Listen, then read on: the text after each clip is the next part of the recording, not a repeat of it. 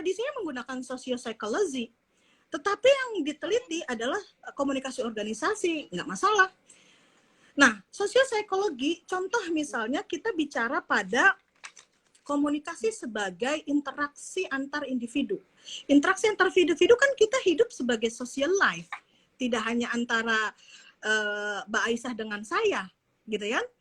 Saya punya organisasi Aspikom, PR IPRA misalnya, gitu kan. Kita punya organisasi, kita punya media, gitu ya, kita punya public, gitu kan. Nah, itu pun masuk pada social psychology. But the meeting point from the social psychology itu adalah bagaimana kita meneliti tentang ekspresi seseorang ketika berkomunikasi, kemudian di alam bawah sadarnya consciousness-nya seperti apa, interpersonal dirinya.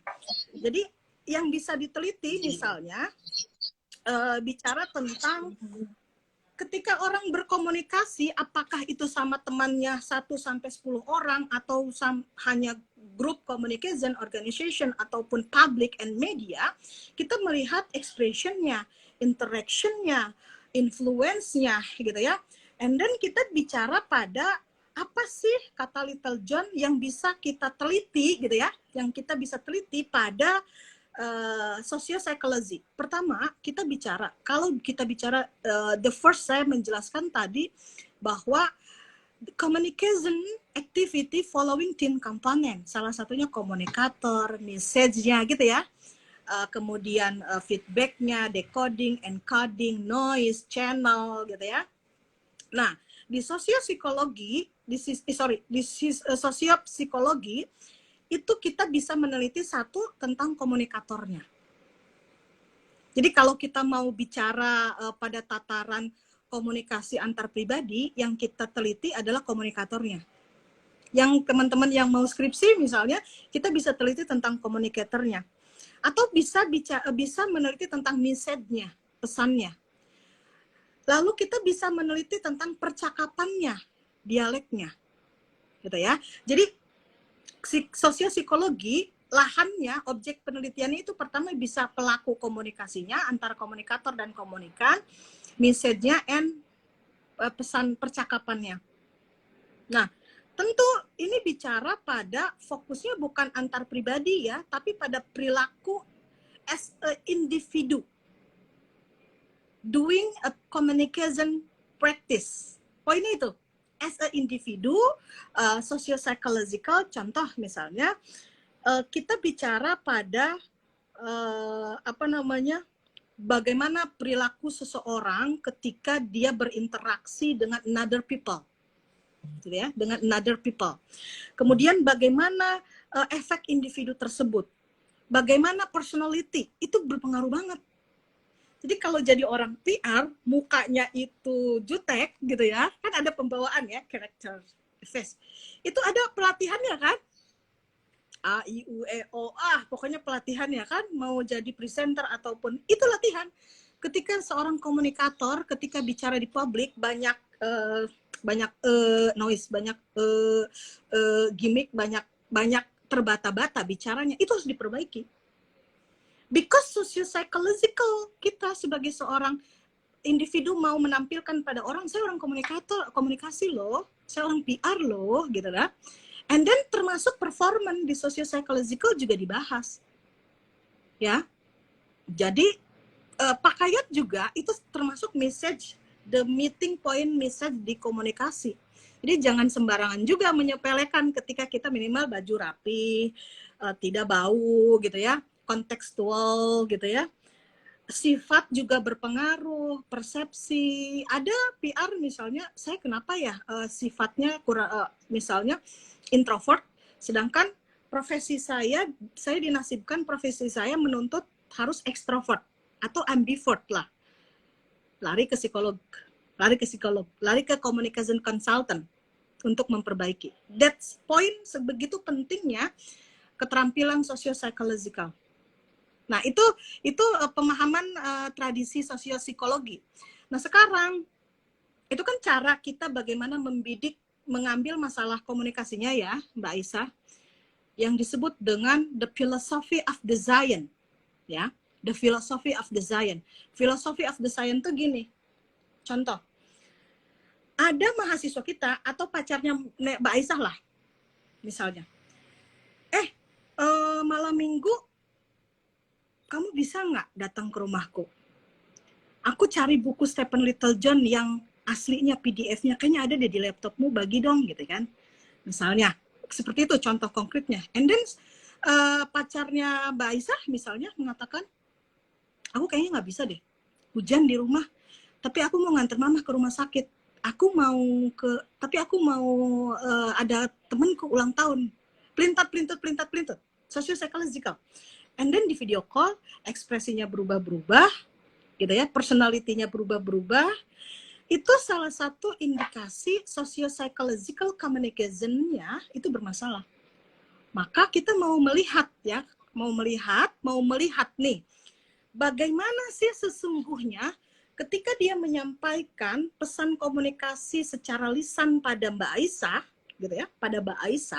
gitu ya, psikis dia apa sih yang ada di otaknya? Itu socio-psychology, apa sih yang ada di otaknya sehingga dia bicara itu kan berawal dari sini.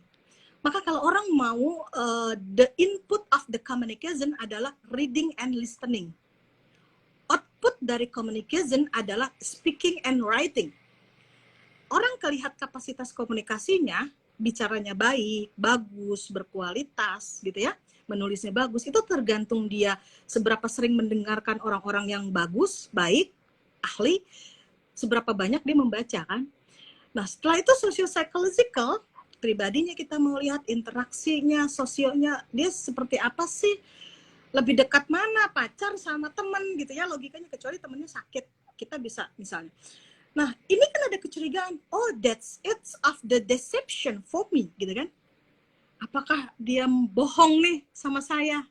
Nah, itu kan konteksnya the problem of our reality. Itu kan masalah realitas nyata gitu kan di kita. Tapi kalau kita mau mencari, karena ini menggunakan teori, bagaimana mensaintifikkan masalah tersebut? Bagaimana masalah tersebut bisa diilmiahkan? Ilmiah tujuannya adalah mencari sebuah kebenaran yang kebenaran itu bisa universalitas. Kebenaran itu bisa diterima oleh secara universal oleh umum, kebenaran dengan menggunakan metode saintifik. Metode saintifik seperti apa? Epistemologi. Level epistemologi bicara tentang discourse of the rational reflection. Wacana bagaimana merefleksikan masalah itu secara rasional. Kalau Mbak Aisyah hanya bilang, kamu bohong, orang marah, nggak akan percaya, gitu ya. Pacarku bohong, nggak akan percaya. Tapi larikan pada rational reflection, refleksi, mengkoreksi secara rasional, secara nalar, secara logika, sehingga bisa diterima oleh orang. Nah, rational reflection-nya tersebut, misalnya epistemologi ya. Nah, epistemologi itu teori. Jadi, the philosophy of design itu kan ada 4. Pertama, ontologi. Ontologi itu bicara tentang hakikat realitas masalah. Nah, hakikat realitas itu tentang bohongnya. Hakikat realitas kan nggak akan selesai ketika ya udah berantem aja, akan konflik. Masuk level epistemologi. Dilogikakan, ada teorinya, yo kamu jangan bohong, taubat deh gitu kan, kasarnya bohong dikasih tahu. Epistemologi, teorinya, teori komunikasinya ini. Nah, sekarang ontologinya udah ketahuan, masalah komunikasi. Masalah komunikasi kenapa? Karena Mbak Aisyah belum mengiyahkan alasan-alasan pelintat-pelintut partnernya gitu ya, kecuali kalau paham betul itu sudah tidak ada masalah. Artinya ada misunderstanding di sini, ada komunikasi yang tidak efektif gitu ya, ontologisnya. Epistemologinya, waduh, saya harus mencari teori komunikasi untuk mendeteksi dan mengobati pacar saya itu supaya tidak berbohong, sadar bahwa itu berbohong. Nah, teorinya misalnya bisa digunakan interpersonal deception dari Judith Butler. Bisa dibuka di buku Littlejohn, E.M. Griffin, kemudian Catherine Miller, Judith Butler. Judith Butler mengatakan interpersonal deception itu ada 2, mengatakan. Ini di teori interpersonal communication ya. Ada 2. Satu adalah kita diajarkan belajar mendeteksi, mengenal yang berbohong itu seperti apa. Itu poin pertama. Artinya kita sebagai subjek ya, sebagai subjek. Yang berbohongnya itu adalah objek. Yang kedua, dia mengajarkan juga kalau Anda mau menjadi pembohong yang ulung, gitu ya, Anda harus melakukan komunikasi seperti ini, gitu loh. Ya, jadi ada dua, ada ngajarin masuk surga, ada ngajarin masuk neraka, gitu ya. Oke, tapi asumsi dari teori tersebut, kesimpulan dari teori tersebut, secanggih apapun orang berbohong akan likeness, akan bocor, akan ketahuan. Maka kita harus menerima konsekuensi. Nah, strateginya sociopsychology, salah satu teorinya. Mungkin misalnya dalam skripsi melihat kawan-kawan tentang misalnya mengcompare lah ya. Kan ada di sociopsychology bisa tentang analisis pesan. Compare aja tuh antara bapaknya Vanessa Angel dengan bapaknya Bibi, Pak Haji Faisal dengan Pak Dodi Sudrajat. Kita menganalisis sosiopsikologinya. Pada kajian media bisa, boleh. Nah, lalu gunakan interpersonal deception-nya. Boleh, interpersonal deception untuk mewawancara Pak Dodi dengan Pak Faisalnya, gitu ya. Nah, ini menggunakan nanti dua tradisi, boleh. Silang tradisi boleh. Itu untuk level tesis ya, disertasi gitu ya, boleh. Nah, misalnya ketika strategi kita untuk mendetek orang bohong atau tidak, kita bisa melihat melalui satu concealment teori tersebut. Concealment itu adalah menyembunyikan sesuatu. Jadi kata-katanya selalu dia ada menyembunyikan, seperti misalnya kalimat kata-kata komunikasinya, saya nggak ada di rumah, laptop saya tidak ada dibawa, gitu ya. Itu concealment, dia menyembunyikan. Padahal buktinya dia lagi menenteng laptop, sedang kongko dengan temannya di kafe misalnya, gitu ya, di kafe dia lupa bikin status di kafe, terlihat concealment.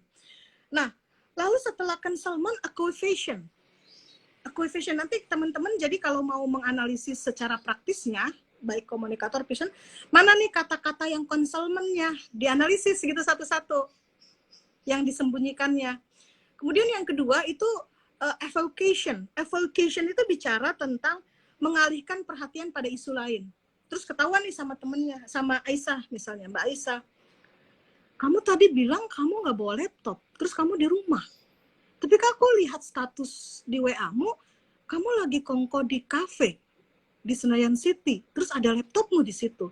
Kamu bisa kirim ke email aku atau ke WA aku PDF bukunya, gitu kan? Ketahuan kan misalnya. Nah terus semakin kita akan meyakinkan bahwa dia bohong, jawabannya apa coba kita ngecek? Dia melakukan equivocation. Oh astagfirullah, saya lupa pas begitu menjawab WA-mu gitu ya. Aku tuh tadi sambil nyetir jadi nggak konsen. Aku nggak sadar laptop itu di samping aku. Ah itu equivocation. Karena macet tadi ada motor lewat di depan mobilku. Equivocation, mengalihkan pada isu lain. Yang terakhir adalah falsification. Udah ketahuan, misalnya, kamu bohong nih sama saya. Dia tidak mengakui orang yang baik, orang yang tidak berbohong, itu menyadari, oke, gentleman harusnya saya bohong. Sorry, that's it harusnya.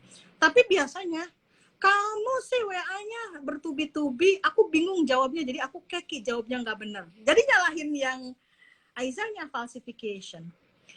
Nah, kalau dari segi cara misalnya kita berbohong, sosiopsikologi misalnya, nah itu kan bicara tentang bagaimana pengaruh interpersonal seseorang terhadap orang lain ya, gitu ya. Tapi bukan berarti antar berdua, bertiga, berempat gitu ya. Terhadap masyarakat juga berpengaruh. Nah, contoh teori masih interpersonal deception, cara berbohong misalnya, satu uncertainty. Kalau kita bohong, misalnya pasti kita melihat uncertainty, pelintat-pelintut karena banyak akal lah ya, uncertainty. Kemudian yang kedua itu non-immediacy, ketidaksiapan kita. Ketika ditanya yang lain kita belum mempersiapkan, apalagi yang pembohong belum ulung misalnya. Disassociation, pasti berantem, bohong itu. Kemudian yang orang yang